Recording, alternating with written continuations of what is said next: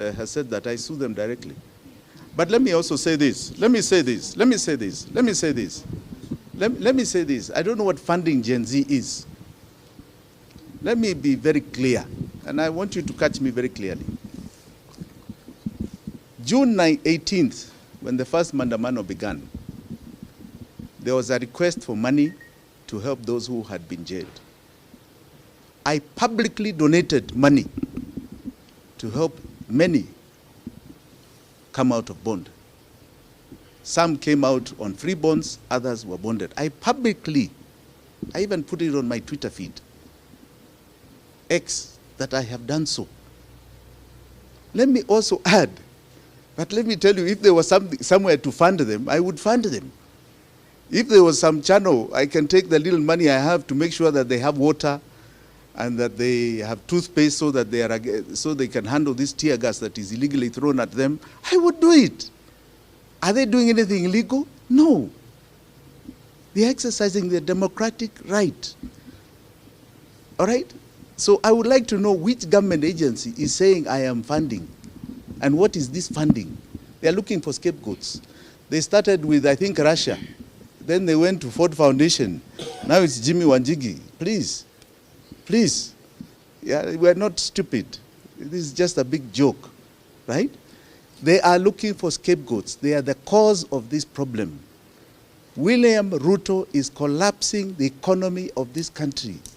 The problems are just not even begun yet. You see problems here you've never even imagined going forward, right? He's a sinking ship, and he's looking for scapegoats. I'm sorry, Kenyans will not be your scapegoat, and I will not be either. Maybe we've seen you publicly advise the president on how he can get us out of the debts that we are in. Has he tried to reach you so that you can be able to maybe help him to do so the way you've been advising on that? Let me put it a different way. When William Ruto came to power, I gave him a year to try and sort out the debt problem and the issues plaguing this country. And I said I will not comment anything against him until his first budget. After his first budget, I communicated with him. And I was very clear that he is committing illegalities in his budget.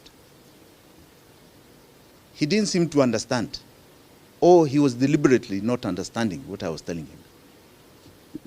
I subsequently told him that I would challenge him on the illegalities that he is committing on our financial laws. That illegality has been challenged. It started with the Finance Bill of 2023 that you saw Kia Omtata progress. And I can tell you a lot of my own experts were the ones who gave the information and did the draft. People like Willis here were part of that drafting. And you can see, just a week ago, the Finance Bill of 2023 had been anguishwad, silly anguishwa, by the courts of law. The 2024 Finance Bill was anguishwad by Gen Z. The interesting thing that William Ruto should know, and the government should know, is that that ruling has far-reaching effects. It takes us back to the revenue of Uhuru's Finance Bill of 2022, which means today VAT on petroleum should be at 8%, not 16%, for example. He has continued to impose a 16% VAT on petroleum as an illegality over the last 1 week or so. Now, what is more far-reaching is that that ruling said the following, that the revenue estimates as envisaged in the Constitution of Kenya have never been tabled by William Samoei Ruto in his first budget and his second budget, this one. And that thus the finance bill is illegal now and unconstitutional. It means his appropriation bill, where you anchor revenue estimates and expenditure estimates, are illegal. That is what is called the budget. So his budget of 2023 was illegal. His budget of 2024 is illegal. It means the debt that he's proposing to take and he has taken since he came to power is illegal according to the laws of this country. So I want to tell you, you're going to see what you call economic collapse, perpetuated by constitutional illegality by one man called William Samoei Ruto. He will see it, it's coming, we will all feel it, but I want you to understand, he is the one who's done it, and it's deliberate. And because it is illegal, it cannot fall on our shoulders as Kenyans. We are not going to carry that burden. He has to carry it himself. It is not going to be put to us to deal with. He has to deal with that illegality. So yes, I have told him. I've told him countless times. But he perpetuates the same. Your friend Rairo expertise to help him bring up the country back to its norm. What do you think? Are they going to perform? Or I have great respect, for example, of John Bundy, who is in the Treasury.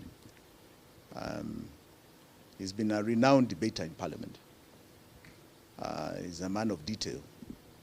I just feel pity for him that he's joined a sinking ship, and even where things have reached today, I don't think he can solve the problem.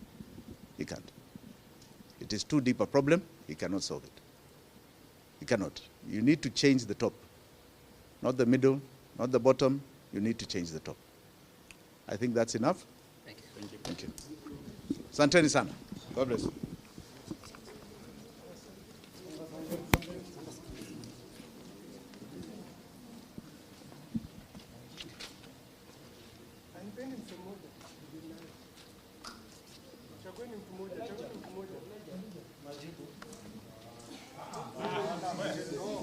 What?